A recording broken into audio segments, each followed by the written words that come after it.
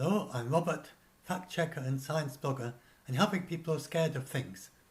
And this time it's the Simpsons Halloween episode about the 20th of January 2021, and this is a joke. It's just a satire. They do that with every US election. So 20th of January is the inauguration day in the US, and this was encouraging people to vote before the election. And there was a record turnout, so people did vote. And I'm not quite sure what it's about. It seems that Homer Simpson is the deciding vote in the election, and he forgets to vote. And then, as a result of all this, for some reason, they show it as just a chaos of Homer Simpson's sitting on top of his roof, and with absolute chaos around and giant robots roaming around the streets of the United States and places burning and so on. Now, I'm not quite sure how it's supposed, it doesn't really explain how it's supposed to get from there, from him not voting to there. The main message was go out and vote, whoever you plan to vote for. And then it says this absolutely absurd scenario as a reason why you have to go out and vote, why you should go out and vote. I don't know if it's possibility that they meant no government, but I mean that's not possible even if you have no votes. It's not conceivable that you would have no votes anyway. And we now know that Biden is the president-elect and that there was a record turnout of votes. These are a couple of previous examples where Homer Simpson tries to vote for Obama, and then he basically gets killed by the voting machine, which constantly turns the vote into vote for the opposing presidential candidate. And then this is another one from 2012, and that's another one where he ends up, how long is it, 1 minute 46. This is my private. I can just try switching it off. I agree. I'm in a private window. The most human trait is to want to know why. Let's skip that. Oh man, not another election. Why do we have to choose our leaders? Isn't that what we have the Supreme Court for?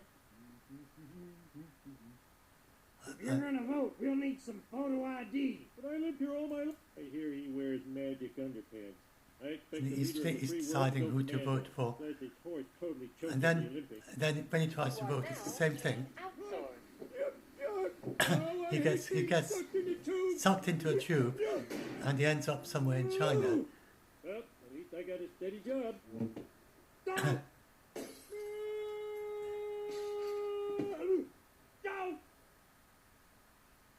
So that's another joke episode. I can't remember why. You may now see his tax returns.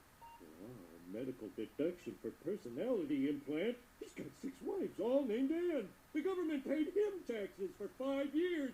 I've got to tell the press. You are now being outsourced.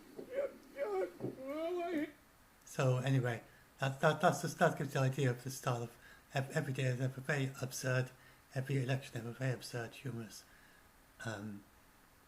election video. And so this time it's this one about this everything going mad on the inauguration day, but nothing is going to happen. On the 20th of January at midday, then Trump is no longer president, and then after midday it's then President Biden. And once Trump is no longer president, he can't order anyone. All the officers in the military, and they swear their oath to follow the instructions of the president, not the instructions of Trump.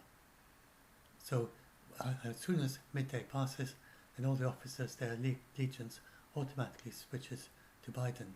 So there's no possibility of conflict. The whole thing is very clearly set out. And the Simpsons, they don't predict the future. Here they do many satirical future episodes. They have so many episodes that now and again you have a coincidence.